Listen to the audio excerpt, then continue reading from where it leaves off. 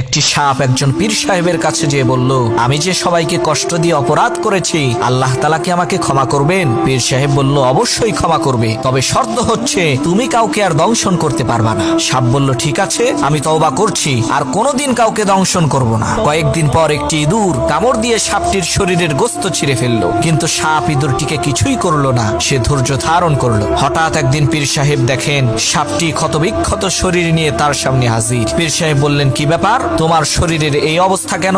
সাপটি বলল, হুজুর, এসব হচ্ছে আপনার কাছে মুরিদ হওয়ার বরকত। একটা ইঁদুর এসে কামড় দিয়ে আমার শরীর থেকে গোস্ত নিয়ে গেল, কিন্তু আপনার নিষেধ আছে বলে আমি তাকে দংশন করিনি। পীর সাহেব বললেন, আরে বেকুব, আমি তো তোকে দংশন করতে নিষেধ করেছি, ফোঁস করতে তো আর নিষেধ করি নাই। একবার ফোঁস করে দেখতি, ইঁদুরের 14 গোষ্ঠী সহ বর্ডার ক্রস করে দেশের বাইরে চলে যেত। এক আলেম সাহেব তার স্ত্রীকে নিয়ে ট্রেনে করে কোথাও যাচ্ছিলেন। পাশের সিটে এক উচ্চ শিক্ষিত লোক এবং তার স্ত্রী